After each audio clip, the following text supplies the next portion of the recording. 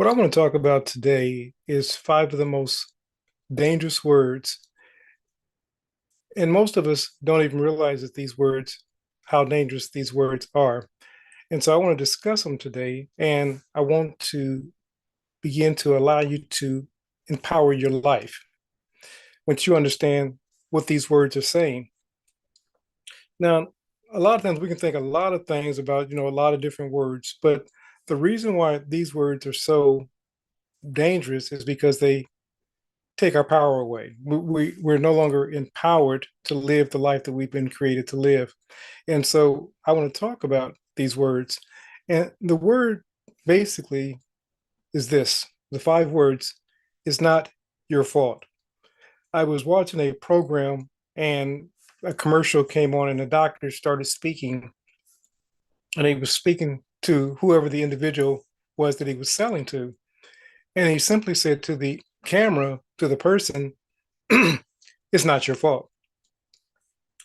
All of those words sound nice, but if we're the creators of our world, then we have to begin taking responsibility for our lives, our thoughts, our words, our actions, our feelings, our states. Are there things that seemingly happen outside of our control? Yes, but we're given respond ability.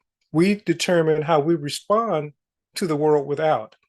And often, most of us respond to the world without as victims. We look at what's going on and we blame the government, we blame whoever's in the White House, we blame our employer, we blame our spouse, we blame the children, we blame the system. We're always pointing blame, but the second you point blame or point finger, you lose your power. So when we say that it's not your fault, what we're really doing is taking your power away. And this is really subtle, but think about the doctor that was speaking on the commercial. He told the listener in the audience, it's not your fault. So, since it's not your fault, I'm going to give you the solution, and you can trust my solution to solve whatever your problem is. Most of the time, when somebody's selling you something, they say it's not your fault, it's because they want to take your power away and want you to subscribe to whatever it is that they're selling.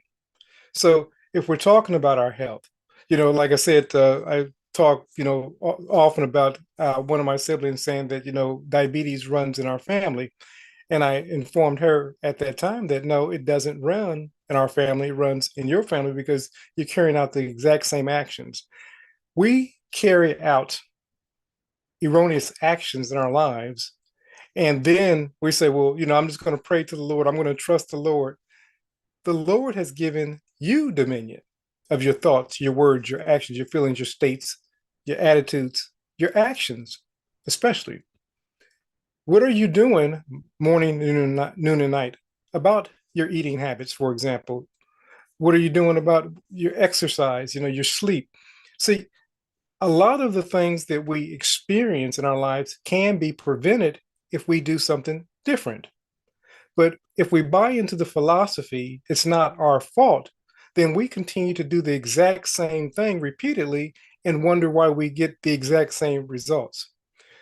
Paul had this discussion back in his time, and he basically said this. He said, listen, if I'm doing what I don't want to do, and that which I want to do, I'm not doing, then there's a law going on. And he said, listen, he says, oh, wretched man I am. Oh, miserable man I am.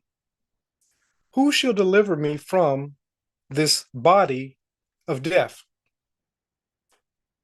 I thank God through Jesus Christ our Lord, so that with the mind I serve the law of God, mind, spirit, and with the flesh, the body, I serve the law of sin. But we're to grab and take hold of the body and control it with the mind. But most of us have so allowed the body to run the show. We often say ego runs the show. As Mr. Linda will often say, ego has a role to play, but it's not running the show. Ego, in its conception, was to help us, especially as in our early states when we had to operate from instinct and we didn't have much time to think. Ego allowed us to carry out what we call a fight or flight mode. So often ego was in a protection mode to protect us. But now we're not running from dinosaurs, we're not running from lions and wild animals, and yet we're still in a flight mode. We're still operating from a place of fear when really there's nothing to fear. We're using ego to dictate to spirit, I am who we are. And Paul says, listen, I thank God for Jesus Christ our Lord. Let me touch on that. I often say that God is the good that one desires. What is it that you're giving your attention to morning, noon, and night? Whatever that is, that's what's going to show up in your world. I recently did a post. It was actually a TikTok.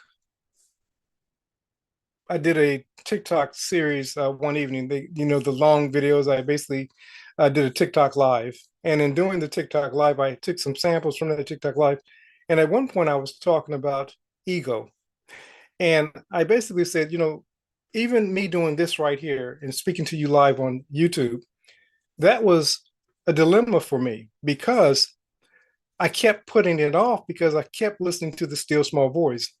And eventually I had to silence the still small voice, or what Paul calls the body of death. We're told to be in the world, but not of the world. And I was letting the world dictate to me who I was going to be, do, or have. And I had to silence that voice. And as I said in my talk, I said, I told ego to shut the heck up. Now, some people think that I'm not loving on myself when I'm telling ego to shut up. Nothing can be further from the truth.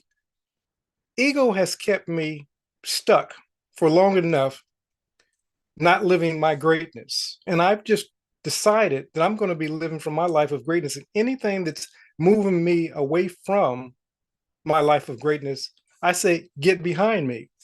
And it makes me think about, of course, the story that was told of Jesus when he was telling them that his path was to be lifted up on the cross and to be crucified. And Peter said, no, no, no, no, no, no. And Jesus rebuked Peter. He didn't say shut up, but he might as well have said shut up. He said, get thee behind me, Satan. I like to say that the devil is distorted views and limitation. Let me say it again, distorted, erroneous views and limitation. See, we think that the world without is the real, but the real in this drama man is thinking. And as we think, we reproduce our outpicture in our life. But we, like Peter, when we begin to walk on water, when we begin to take our life to a higher level, we start looking at the world around us and we say, you know, it's dangerous. It's frightful. There's waves. There's people that are going to judge me. Whatever it is that we say that keeps us from moving in the path of our greatness. Jesus said to Peter concerning the cross, he said, "Get thee behind me, Satan." And he was speaking to Peter. Why am I saying this? A lot of times, like I stated, ego has a role to play, but far too often it will keep us in a place of complacency. Abraham was told to leave his family or the familiar, what he was accustomed to seeing, being and doing and having, and go to a place or land that was unfamiliar to him, a new promised land, if you would. We're also called to bigger, better, more, but it's going to require that we step outside our comfort zone. And when you begin to do that, you're going to get uncomfortable. And ego is going to start speaking in your ears. And ego is going to say some things like, well, who do you think you are that you can begin to take your life to the next level? What are people going to say about you? I know your past, with all the different stories that are going to come up. And you have to get to a place where you can silence ego. Some people call the ego the persona, the devil, whatever. I don't ascribe to a devil, so I take ownership. And listen, I'm not saying that those who ascribe don't take, but I can't give my power away to a Satan or a devil or whomever. Somebody said, the enemy, I think it was Les Brown, he said, the enemy is inner me. When I began taking responsibility of my thoughts, my words, my actions, my attitudes, my feelings, my states, and as Mr. Lindo says, sometimes he'll look at a thought and he says, is this taking me where I want to go? If that thought isn't taking me to the path of my calling, my greatness, what it is that I've been called to do in this limited time of space called reality, then I have to silence that voice. And for me, I'm going to tell ego, whatever that still small voice is distracting me, get thee behind me or shut the heck up and get in line. Many of us have not challenged that still small voice of negativity, and we want to pamper it, we want to cuddle it, we want to handle it like some cute little kitten, and it's ravishing our lives. When people say to you, it's not your fault, they're taking your power away because now they're advocating that that power belongs to your circumstances, your body, the world on the without, your parents, whomever they want to blame for your current situation. I'm not saying that you cause whatever to happen, but you do have a responsibility of how you respond. I like to say a respondability of how you respond to any given situation. And what you say, what you think, whatever your actions are about that situation, that's what's going to show up in your life. So if you take on a victim mindset, the only thing that you can reproduce is more victim mentality. But if you say, listen, that event, whatever it was, happened. Now, who am I going to be? What am I going to do about the event that happens? As we begin to take control of our thoughts, our words, our actions, our feelings, our states, we become empowered. We begin to transform our world from the inside out because we're not moved by what's happening on the exterior or on the without. How many of us have been in dreams and have been chased or, people coming after us and so forth? That was our dream. And yet those things still happen. But eventually we get to a place where we stand up for ourselves and we begin to dictate the dream and begin to direct the dream in a different direction. I've had dreams, some would even call nightmares, and I purposely went back into the dream to rectify that which had taken place in the dream. We can do likewise in this realm of so-called reality. When we begin revising, when we begin looking at the situation differently, when we begin to take control of the events in our lives and we become victors as opposed to victims, we begin to have dominion over our world and we begin to create a world after our own imagination as we've been created in the image and likeness of God. So like God, we're able to begin to decide what this world's going to do, be, and have for us. But like I said, be mindful of those words that people will often tell you. It's not your fault.